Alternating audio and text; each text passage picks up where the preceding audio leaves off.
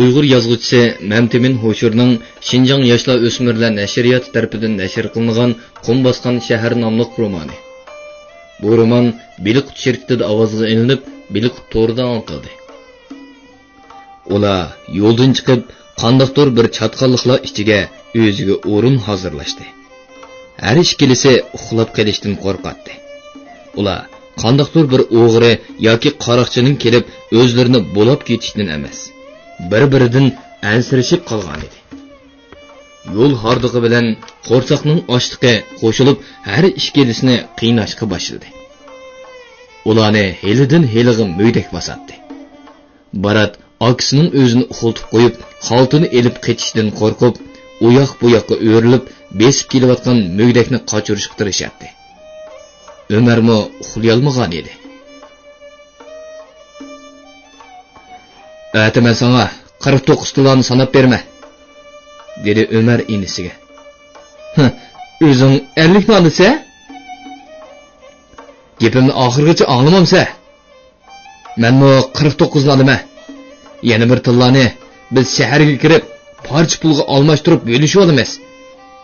Ikkimizning qarindoshligi shuning bilan oxirlashgan bo'ladi. Sen meni ikkinchi akam deb og'zingga og'chi bo'lma. Sen meni uxultib qo'yib qochsa, bu odam emas it, deb o'rnidan turib ketdi Ömer. "Kel, ishonmasang bu xaltini har ikkimiz tang tutib yotayli." Ular tilla silingan teri xaltini balvoqlarining uchiga tang bog'lab, har biri yana u xaltining ustidagi qo'llari bilan mahkam besib yetib uyquga ketishdi. Tong saharda shahar sipilning ustidagi to'pla gümbürlab etilishi bilan tang Ömer bilan Barat ko'zlarini echishdi. Chachirab o'rnidan turib ketishdi. Har ikkisining balvoqlarining uchi kesilgan. Eliqi teri xalta tillalar bilan nagidur g'oyib bo'lgan edi. Ömer bilan Barat aloqazoda bo'lib, u yoq bu yoqqa yugurib, yana o'z o'rniga qaytib kelishdi. Yaqin atrofda hech kimning qarisi ko'rinmaydi. Ular yotgan yerning atrofida biror gumonliq izmi yo'q edi. Saharning salqinida butun atrof jimjit sukutda yotadi. "Xaltqani, meni uxultib qo'yib, uni nega yo'qotding?" deb varqirdi Ömer. "Tillani sen qog'iliq bog'dan chiqqandan beri bag'ringga mahkam besib kelyotding-ku. Yana izzat atmay, mendan burun go'kraysan-ku.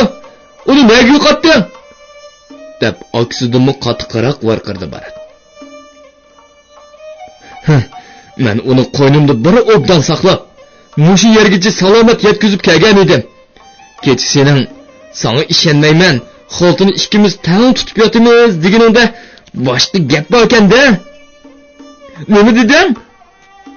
Barat etilib kelganicha akisining yoqasiga esildi. Ikkidan tang yoqilishib ketdi. Barat akisining goh beqiniga, goh qo'rsqiga mush atadi. Ömer Baratdan pakarroq bo'lgan bilan uningga qaraganda ko'p qovul edi. Ochiqida u inisini bir necha qatim beshidan egiz ko'tarib yerga otdi. Bir chog'da ular nafsi bo'g'ilib, yerib o'ltirib qolishdi. Neriroqdagi yo'lda Helili shahar darvozasidan chiqqan bir to'p karvonlar yiqilib kelmoqda edi. To'g'ila salmoqli qadam elib, atrofga qo'ldirmalarining ovozini qoldirib o'tib ketadi. Aka-ukaning o'ttirisini eg'ir jimjitlik bosgan edi. Har ikkilisi o'ylanib, tillalarni o'zlarining ichida birarining olmaganligini jazm qilishdi. Chunki ularning ichidan kim bilsin birari tillani olgan bo'lsa, o'zimi bu yerdan olli burun ketib qolgan bo'ladi. Undaq bo'lsa, xalt qayerga g'oyib bo'ldi? Uni insi jin akatdimi yoki odammi? Hammaga sabab bo'lgan uyqu, g'aflat uyqusi. Nimishqa otam hayot vaqtida bu tillalarni o'z qo'li bilan bo'lib bermayotmagan bo'g'iydi, deb oradagi jimjitlikni buzdi Barat. U chog'da biz har qaysimiz o'zimizga tegishligini qo'ynimizga selib mahkam saqlagan bo'lardik. Qarindoshlarmi azorlashmaydiq. Atamni gunoh sherik qilma, dedi Ömer. Hamma ayib o'zimizda. Shu oltinlarda kichik safarning mu haqqi bor edi. Biz oli ko'ngilli qilib, Norsidini cho'lga tashlab atdik. Xudo bizni jazoladi. Qo'llarini o'shinsiga ortib, odamlar mig'ildab yurgan shahar ko'chalarida kishilarga urilib, so'qilib yurib, u tushgan saroylarga yetkazib berdi. Ba'zida qaysi bir yer egisining leyin etib, keskini qo'yib, etiz eriq ishlariga qarishib beradi. Ishqilib, u har qanday eg'ir yenik ishlarni qilishdan qochmaydi. Ammo ish hamma vaqt tepilib turmaydi. Ba'zida u kunlab oshmi qoladi. Pul topgan kunlari, kayshliklari Ömer choyxonalarning yumshoq, kigiz tashlangan supullarda so'zilib yetib, o'ziga o'xshash musofirlarning qiziq paranglariga quloq solganicha uxlab qoladi. Ba'zida uningga gulohlarda, mozorliqdagi gumbazlar ichida yoki qandoqdir bir uchiqchiqlarda to'nashga to'g'ri keladi. Bundaq chog'larda u ko'pincha uzoqcha uxlayolmaydi. Qayerdadir bir yerdagi isliq choyxonalarda tutab kuyib turgan chiroqlar paraslab ushqun chachadi. Egiz o'sgan teraklar, masjidlarning ko'kka so'zilgan peshtoqlari kechining qorong'uligida qetib qolgandek ko'rinadi. Ömerning beshi ustida bo'lsa, sonsiz yulduzlar ojiz nur chachardi. Ömer uyoq bu yoqiga o'rilib, eliqi usti uchuq zindon, qog'iliq bog'da o'tkazgan kunlarini eslaydi. U yerda garchi erkinlik bo'lmasimi, har holda har kuni shu vaqt yeydig'iniga bir narsa bor edi. Hozir bo'lsa Ömerda erkinlik bor, yeydigan non yo'q edi. Ba'zida Ömer otisini, kichik inisi safarni tushab qoladi-da, cho'chib uyg'onib ketadi. Mijazi o'sal inisi Baratni ko'z oldiga keladi. Baratni o'ylasla juduni o'rlaydi. Safarni tashlab ketish to'g'risida dastlabda ig'iz ochqanmi shu? deydi u o'z ichida. Bechora bolani cho'lga tashlab qo'ydik. Mana Xudo bizning jajimizni berdi. Yana ba'zi kunlari Ömer koni tugmanga qaytib berib, safarni izlab beqishni xiyoliga keltiradi. Lekin uningda orqasiga qaytqudek madori yo'q edi. Bugunmi Ömer ish izlab odamlar to'pi ichida choy qilib yuradi. Qo'rsoqning ochlig'ida u oshxonalardan kelayotgan mazzilik po'roq, odamlarning badanidan ko'tarilayotgan ochiq tar hidi, to'pichanglarni tukurgiga aralashtirib ichiga yutadi. Bozor bo'lsa o'zining vong cho'ngi bilan eg'ir guruldaydi. Olarman sotarmanlarning vor qarashlari quloq mengini yeb Ömerning beshini aylantiradi. Mis yarmoqlar, ko'mish tangili, sop oltin tillalar qo'ldan qo'lga o'tib jaranglaydi. Ömerning yonchiqi bo'lsa qup-quruq edi. U qo'yniga selib uzun yo'llarni besib akirgan tillalarning naq mushu qarg'ish takur shaharning darvozasi oldiga kelganda g'oyib bo'lganligi uningga to'limi alam qiladi. Odam emas, juhud, deb tillaydi u ichida inisi Baratni. Bir tillani kim olg'iningga o'ylatdingmi? Bir tillani talishib 99 tillardan quruq qoldik mana. Balkim senmi bir yerda menga o'xshash itning kunini ko'rayotgansa. Ömer shunda xiyollar bilan oylinib bozor chetidagi bir o'chiqchilikka chiqib qoldi. Neriroqda do'p-to'gilib doir bo'lib o'lishib olgan odamlar bir nimalarni deb varqirishyotdi. Orqada turganlar bo'yinlarini so'zib doirning o'ttirisiga qarashadi. U yerda biror qiziqchilik bo'lsa kerak. Ömer qistilib yurib odamlar to'pining oldiga o'tdi. Maydonning o'ttirsida bo'yinlari buqining bo'ynidek to'rilib ketgan yo'g'on bir odam to'piliq yerda o'ltirib olib, "Qani, yana qaysing chiqsan?" deb varqirab, oldidagi to'pni hadab osmonga so'raydi.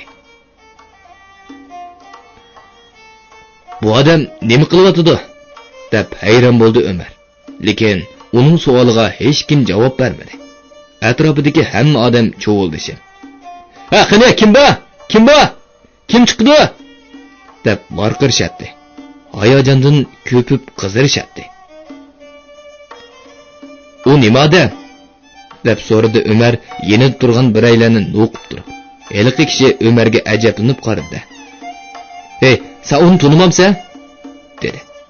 "Tanimaydi ekanman," dedi Ömer. "Men bu shaharlik emas." Qodir Qovon degan palvon shu bo'ladi. U nemishqa top surib o'tirdi? Nemishqa top surib o'tiradi? Onunga tang keldigan chelishchi chiqmadi, dedi yeliqi kishi mag'rurlanib. Bayatdan beri u orqa-orqadan 3 ni yiqitdi. Uchni yiqsa top so'raydigan gapmi? Bu yana qoidasi shu. Maydonda qolgan chelishchi yana qaysingda deb top so'raydi. Qancha botir bo'lsa, topini shuncha egiz atadi. Neriroqdagi soyvan ostida shaharning boylari ochiq damlangan choyni ichib, tomosha ko'rib o'ltiradi. Soyvanning oldida bir kishi o'ri turib olib, kuchining boricha varqirmoqda edi. "Qani, Qodirga tang keladigan yana kim bor? Kim yansa 10 tilla tortib qoladi, 10 tilla. 15 tilla." Olmaydi. Hammaning ko'zi Ömerga tikilgan edi. Kimdir biri uningga madad berib, orqasidan ittirib edi, degandek u o'ttirg'i chiqib qoldi. "Qani, o'g'il bola, qo'rqma. Madadni egamdan tila." Kishilarning shundoq qiyqas cho'qonlari ichida Ömer bir besib, ikki besib top surib o'tirgan palvonning oldiga berib qoldi. Butun maydon jimjit sukutga cho'kdi. Qodir Qovon oldida turgan chelishchining lavlarining ustiga amdila mayin tuk chiqqan bir xom so'yma ekanligini ko'rdi. Ammo mundaqlarni sal chaqlashqim bo'lmaydi. Mundaq yoshlik qo'ramiga yetgan badanda qari kuch bo'ladi. Qodir o'rindan qo'pmay turib hayvi qildi. O'zing kim bo'lsa? Men bu shaharga musofirman. Bilqut xazinasi. Xotining bilan qo'shilishib keldingmi? Mening xotinim yo'q. Texib bola ekansan. Menga berib, onangning rozilik qilib kel. Onammi yo'q? Jondan to'ygan bir yolon to'shman degana. To'li yo'g'on so'zimay, o'rningda qopmamsa. Qodir Qovon chochirab o'rnidan turdi. Uning bosh ko'zidan to'p qo'yilib turadi. Qodir sudun chiqqan itdek o'zini bir silkishtirdi-da, etilib berib Ömer bilan bel tutishdi. Atrofdagilarning qiyqas cho'qonlari boshlandi. Tashla! Yerga ata, yerga! Yigit, boshkanma! Ular xilg'icha mo'rillar bilan bir-birini oldi kayniga ittirishib, to'piliq yerda perqirashga boshladi. Qodir Qovon Ömerning belidan qo'rib oldiga tortdi. To'yiqsiz beshiga ko'tirdi-da, yerga otdi. Ömer yerga o'rib keti tikkida tushdi. Hammaning og'zidan tang chiqqan "Ohoy" degan ig'ir tiniq gurildashga oyinib to'xtab qoldi. Qovon etilib kelib Ömerni ikkinchi qitim beshi ustiga oldi-da, yana otdi. Bu qitimmo Ömer yerga tikkida tushib, o'ri turib qoldi. Uchinchi qitim tutishganda Ömer Qovonni belidan aplik tutib oldi. Qovon bo'lsa o'z kuchini xilili xo'rtib, hosirib qolgan edi. Ömer bor g'ayratni yig'ib, "Yoppirim" deb varqirg'inicha Qovonni yerdan yo'lib oldi. "Ofirin yigit, ofirin!" deb cho'qon silishdi atrofidagilar. Qaranglar, ana u beldan ilib boshqa ko'tirdi. Kim ko'tirdi?" deb so'raydi orqada turib qolganlar putining uchida yuyindi. "Heliqi yigit Qovonni ko'tirdi, Qovonni." "Beshti qo'ya. Otangga rahmat yigit." Ömer Qodir Qovonni beshida perqiratmoqda edi. Lekin uning bu yo'g'on maxluqni yerga etishga madori yetmaydi. "O'g'il bola bo'lsang, otmamsa!" deydi Qovon Ömerning beshi ustida turib. "Ya Allah, sen kelishchi emas, xo'jayinning bolasini ko'tirib o'rgangan medikar o'xshaysan." Ömerning shu yo'g'on gavdani yerga ko'tirib olishning o'zi cho'ng jasorat edi. Uni yerga etishga mag'duri yetmayotdi. Qavon bo'lsa, ikki qo'li bilan Ömerning beshini ching qamallab olgan edi. Bargan sire Ömerning tuzlari egilib, beli pukilib ketdi. Qodir Qavon uni besib ustiga yiqildi. Yaraysa, dedi Qodir Qavon ostida qolgan Ömerni yo'lab turg'izib do'lusi urib. Xeyli g'ayrating bor-ku. Ömer orzu qilgan 50 tilla yana xalqning yanchug'iga tushib ketdi. Ömer daldangshib mang'inicha chetga chiqib, bir tomg'a yo'langunicha o'ltirib qoldi. Shu topda uning o'ltirgan o'rnidan qo'pqidakmi mag'duri qolmagan edi. Maydondagi odamlar bir-birlab tarqishib o'tadi. To'yiqsiz uni biri charqirib qoldi. "Ay, nima odamsan?" Ömer beshini ko'tarib, ot ustida turgan so'latlik bir odamni ko'rdi. Uning ostidagi o'ynoqlab turgan qo'mush quloq arg'amoq, xilma-xil ko'zlar qo'yilgan qimmatbaholiq egar jabduq, maxmal yopiq, naqssopliq chiroyliq o'rilgan qamcha va ko'mish o'zangilar bu odamning nihoyat boy kishi ekanligini ko'rsatib turadi.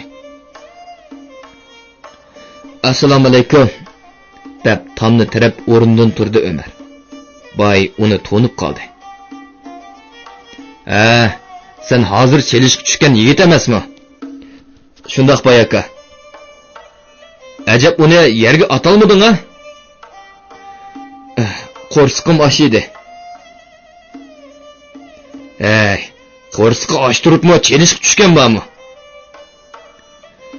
Omitim kelib qolsa, ozroq pulliq bo'lib qolamanmikin degan edi. Omad deb kuldi boy. Ahmet, qo'g'lashqandan qochidi. Shundoq boy aka. O'zing nima qilgan odamsan? Ishlamchiman. Qilg'izgudek ish-pishlaringiz yo'qmidi? O'zing qayerliksan? Bu shaharga musofirman. O'g'irlik qilmaydigansan? Yo'qsa, sizlardek ulug'larning ishiga harom niyat bilan qo'l silishdan Xudo o'zi neri qilsin. Agar onda qilgan bo'lsang, mendan yaxshilik ko'rmaysan. Men tunimsa, tunimaydi ekanman. Bu shaharda meni Nizamboy deb tunimaydigan odam yo'q. Bilib qo'y. Mushu so'zatlardilla sizlarning katta davlatman odam ekanliklarini pamlab bo'ldim. Bir otadarchilik qilsa, hech nimam yo'q, yetimman. Bo'ldi. Kuching bor qiladi. Yaxshi ishlasang, meningda doimlik ishlab qolasan. Avval kunlik ishlab baq. Qani, haqqingga qancha talab qilasan? Qo'rsiqimga 3 vaqt yigidek bir narsa bersizlar, yetib qo'padigan o'rnimni bo'lsa bo'ladi. Ortiq narsa talab qilmayman. Yaxshi gap. Qani, orqamdan mang. Ömer boyning org'imiqining to'yoqlaridan ko'tarilgan chang ichida uningga agishib shaharning agir-bugir ko'chalari bilan ketdi. Anglayotganlar Beliq to'rdan anglatilayotgan ovozliq asarlar sahifasi. 21-bob. Oyim. Nizamboyning shahar sirtida katta bir beg'i bor edi. Bu bog'da olma, anor, nashput, shoptul, anjur, o'zim degandek mushu yurtda o'salaydigan mevalarning hamma xili tepiladi. Bu bog'da Nizamboyning cho'ng xotini oyim turadi. Bog'ning bir tarafida cho'ng xotin uchun selingan peshayvonlik ayvon bor edi. Bu hashamatlik qurilishning atrofini gulliklar o'rab turadi. Hamma narsa shunchalik pokiz va ratlik edi. Bog'ning o'ttirsida to'riqlarga naqshlar chekilgan chiroyli bir shipon. Shipon yanida cho'ng bir ko'l bor edi. Bu yerdagi salqinlik va toza havo ko'l bo'yidagi egiz o'sgan daraxtlar yeshil o'tlar bilan qoplangan ko'l suyini suzuk va muzdek saqlaydi. Bog'ning mevalari sevatlarga qochilinib, haftada bir qatim shahar ichidagi Nizamboyning boshqa uylariga, eshib qolganlari baqqallarning do'konlariga to'shiladi. Boqqa qaraydigan ishchan bog'van yillarning o'tishi bilan kuchdan qolgan bo'lib, endi u bog' yo'llaridagi o'tlarni yo'lish, mevalarni ulash, chatash, vaqti-vaqtida suv qo'yish, gullarni parvish qilish. Qushchoq bolalar to'li yomishib, sho'r qilayotgan tomlarning sho'rillarini etish. tushgan mevlarni yig'ish degandek tugumas ishlarga ulgurolmay qolgan edi. Nizamboy Ömerni ana shu ishlarga yordamga akelgan edi. Ömer bu yerda ko'ngildagidek turmushga erishdi. Qayri Bog'van va uning ayoli mehribon odamlardan edi. Bog'van bog'ning bir burjigiga selingan oddiy uyda turardi. Ömerning qamoqi ular bilan billa bo'ldi. Bog'van bo'voy o'z uyining yenidagi katman, ko'rjak, koni savat, uzum notillarini bog'laydigan chigala, palta, qaychi degandek narsalarni qo'yilgan uyni bekorlab Ömerga yotoq uy qilib berdi. Bog'vanning umr bo'yi tenim topmay ishlab mukchiyib ketgan ayoli Ömer turadigan uyni supurib tozalab, qo'roq selib tikkan pokiz yotgan ko'rpalarni tayyorladi. Bilqut xazinasi. Ular bu yosh yigitning paydo bo'lganligidan nihoyat xursand edi. Ömer ularni bog'dagi nurg'un ig'ir yenik ishlardan ozod qiladi. Ömer otasi hayot vaqtida uning haydakchiligi bilan o'qib turadigan 5 vaqt namozini yana boshlab oldi. U har kuni sahar qo'pib, tarat ilib, bomdod namozini o'tab, choy vaqtigacha yana bog'da qilishga tegishli bo'lgan nurg'un ishlarni qilib bo'ladi. Har juma kuni Qayri Bog'vanga agishib berib, mahallaning do'qmishidagi cho'ng masjidda juma namozini o'qib keladi. Bu odatlar bilan u Bog'vanning oilasiga va Nizamboyga yiqib qoldi. Boy uni yilliqchi qilib yollab oldi. Uningga tamoqini berishdan boshqa har yili yozliq, qishliq 2 qo'r kiyim, ozroq ish haqqini berishga to'xtam tuzdi. O'z turmushining yo'liga tushib qolganligi uchun Ömer Xudoga shukr aytadi. Usti uchuq zindondagi va bu shaharda ish topolmay osh-to'q yurgan chog'lardagiga qaraganda bu yerda u o'zini jannatda yashayotgandek his qiladi. Ba'zida bu bog' o'zining salqinligi, qushlarning sayrashlari, gullarni oylinib yurgan harlarning g'o'ng'ildashlari, kepinaklarning parvoz qilishlariga cho'milib shunchalik go'zal bo'lib ketadiki, bu bog'ni bino qilish uchun pul xarjlagan Nizamboyning o'zimi bu go'zalliklardan bahra elish fursatidan mahrum edi. Boyboqqa kamdan kam keladi. U qayerlardadir o'zining savdo ishi bilan paloqlab, tera, yung, gazmonlar bilan ovora edi.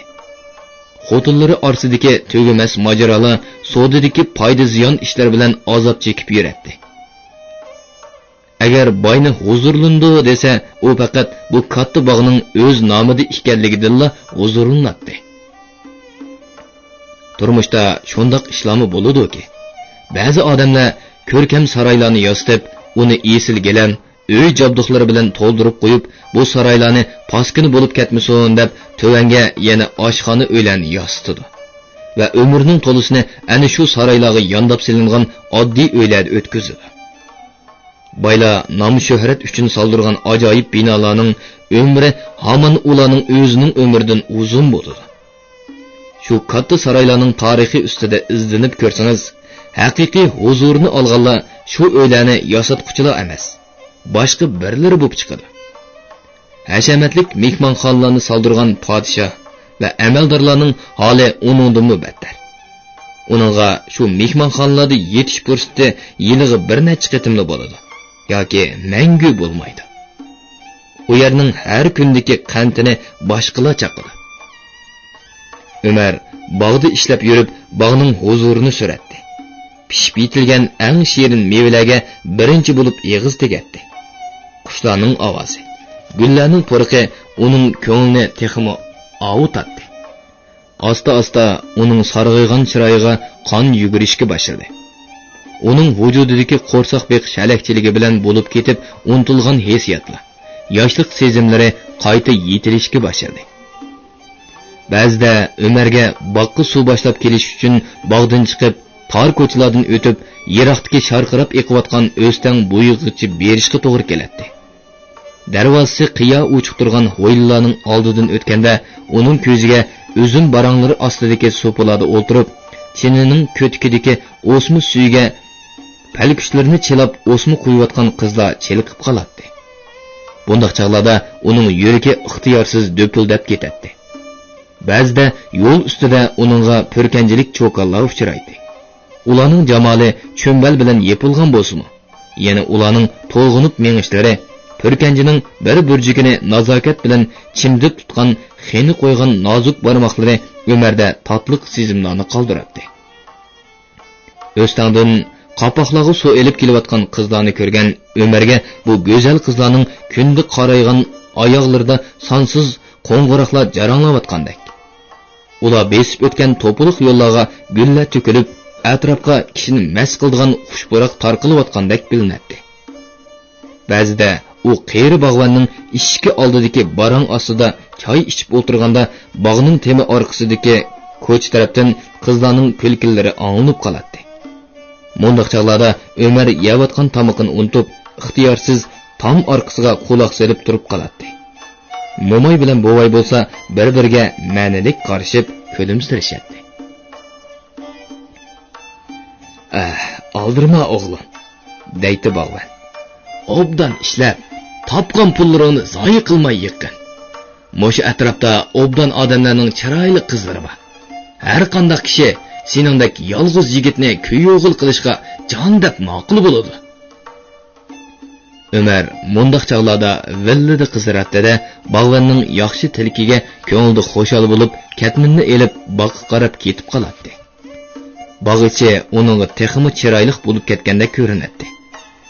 Quyosh nurida yupurmoqlar texmi yeshil, osmon texmi ko'k-ko'k, gullar texmi rangdor julolanayotgandek, hayot uningga texmi kang quchoq echayotgandek bilinadi. Nizambayning bu cho'ng beg'ib turadigan ayolni hamma hurmatlab oyim deyishadi. Oyim to'liq qomatlik, gap so'zi joyida, oppoq, so'zuk manzillardan qizilligi ketmagan kelishimlik xotin edi. O boyning texi Nizambay otilib shaharga to'nilmagan vaqtida olgan tunji ayoli bo'lib, oyimning otasi shahardagi puldorlardan edi. Nizambay keyin tera yung sodisi bilan shug'ullanadigan bu qiynatisining yo'lishi bilan tezli beyib ketdi. Uning shu atrofdagi yezi qishloqlardan teri yung yig'adigan maxsus odamlari. Bir qancha yerda xurum, shovurun ishlaydigan ishxonalari bor edi. Hozir Nizambayning savdo setiq doirasi yung terilardan halqib, mati chakman, gazmol, oltin kumush savdolarigacha berib yetgan edi. Nizambay o'zining savdo ishlari bilan doimli oldirash yuratdi. Foyda chiqadigan biror fursat, biror yo'chiqni qo'ldan bermaydi. Nizambay o'zi bir oz ayminib hurmat qilgan qiynatisi vafot bo'lgandan keyin oyimning ustiga orqa-orqadan 3 xotin oldi. Xotinlari uchun shaharning har qaysi joylarida ayrim-ayrim joylarni soldirdi. Oyimni bo'lsa, peshayvonlik ayvonlarni yostib, mushu boqqa ko'chirib qo'ydi. Ikki chakar ayol bu yerda oyimning xizmatida bo'lib, osh tamoqini etib, holidan xabar oladi. Boy oyimni xarajatdan qismaydi. Cho'ng bog' oyimning har qancha yayrab, erkin yurishiga yetadi. Lekin ayol kishi uchun faqat mushu narsalarning o'zla kupoyi qilmaydi-da. Oyim Nizambaydan yana muhabbat talab qiladi. Boy bo'lsa, uningga eshin olmas bo'lib qolgan edi. Dastlabki chog'larda Nizambay boqqa oyda 1-2 qatim kelib qo'nib ketib yurdi. Keyin oyoq bosmas bo'ldi.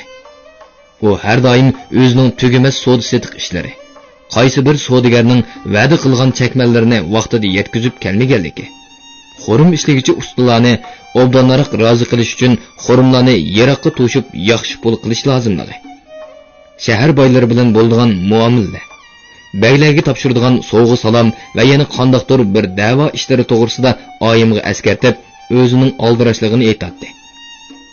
Ammo oyimning nazarida bo'lsa, bularning hammasi quruq bir bahona edi.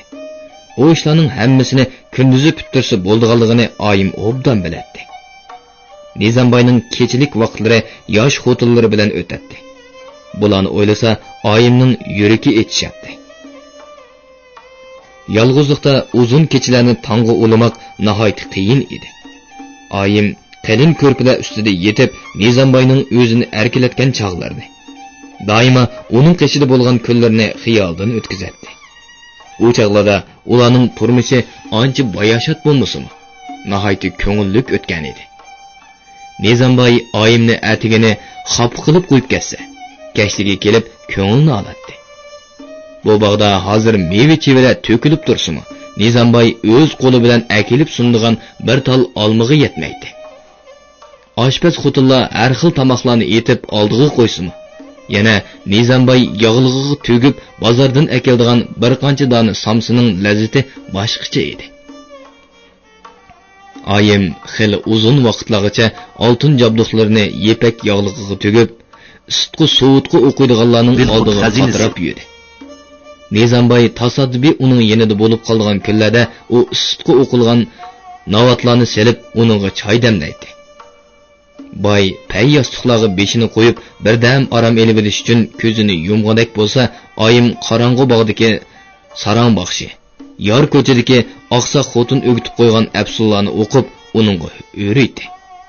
Mushundoq behuda ovochiliklar bilan oyimning nurg'un oltin jabduq, tangi tillolari qandoqdir rammallar, isitqi qilgan xotinlar, absun o'qib osmonda uchib ketayotgan qushlarni yung'izlangan peti yerga tushirib yetalaydigan deb danq chiqqan sehrgarlarning cho'ntikiga tushib ketdi. Lekin bu paloqlashlarning natijasi aksicha bo'lib, Nizamboyning qadimi borgan siri oyim tarafga yetmas bo'lib qoldi. "Hey jodugarlar!" deb qarg'aydi oyim ichida Nizamboyning boshqa xotinlarini. "Sizlarning hiyni mikringlar menikidan eshib ketsa kerak. O'qitgan absullaring o'zingga yenib o'lishasa." Ba'zida oyim nemishqimi biror nomrat kosib yoki dehqonning oyog'i bo'lib qolmagan bo'g'iytin debmi hasrat chekardi. Bog'ning bir bo'lumidagi qiysiq o'ylarda o'ltirayotgan bog'vanning mo'miyiga havis keladi. Chunki ular nomrat bo'lsa-mu tang qerib, turmushdagi xo'shallik va ig'irchiliklarni tang tortib o'tib ketyapti. Bara-bara oyim o'z taqdiriga tan beradigan bo'lib qoldi. 4 xotin olganlar yolg'iz Nizamboymidi? Jamiyatgan har qanday musulmon 4 xotin oladi. Uning ustiga oyim Nizamboyga biror farzand tug'ib bermadi. Boyning boshqa kichik xotinlari yosh va jalibkor bo'lib, ularning har biridan Nizamboyning 1-2 dan farzandi bor edi. Oyim endi kunini Xudoga shukr qanoatini bildirib, 5 vaqt namoz bilan jay namozda o'tkazadi. Balысы bo'lmaganlikdan yaxshi kunning yomoni bo'lib, boydan keyin qolsam lozimi bo'ladi deb oltin kumush yig'atdi. Oyimga otasidan tekkan miras dunyolarni uning bir umr yetib yeyishiga yetib oshatdi. Ro'za Ramazonlarda oyim yetim yesir, g'ayriblarga sadaqa beradi. Masjidlarga pul in'om qiladi. Bog'dagi ishlamchi ayollar bilan peshayvonda paranglashib o'ltirib qolgan chog'larda ularga musulmon ayollarining o'tashga tegishlik burchi. U dunyo bu dunyolikdagi ishlar, azob va rohatlar haqida kitobxonlik qilib beradi. Shunga ishlamchi ayollarning nazarida oyim poklik va ulug'likning namunasi edi. Ashundaq vazxonliklarni qilaverib, oyim texi amdili 40 yoshlarga kelganiga qaramay o'zini qeyrib xili yoshlarga berib qolgan ayollardek his qilgan bo'lib qolgan edi. Atrofidagi ayollar shu xislatlari uchun uni Guharbanum degan ismi bilan chaqirmay, hurmat bilan oyim deyishadi. Bu bog'da yosh ishlamchi Umar paydo bo'lishi bilan oyimning ko'nglidagi savr toqat to'zonlari ostida ko'milib qolgan hissiyotlari qayta bosh ko'tarib, parakandichilik selishga boshladi. Bu xuddi o'chib qolishga hozir bo'lib tutab turgan o'tni to'yuqsiz kelgan bir shamol qayta yolqinjitayotgandek bir ish bo'ldi. Bilqut shirkatida ovoz qilinib, Bilqut to'rida anglatilayotgan Uyg'ur yozuvchisi Mamtimin Ho'shurning Xinjiang yoshlar o'smirlar nashriyati tarafidan nashr qilingan Qum bosgan shahar nomli romanini bugun mushargacha anglatdik.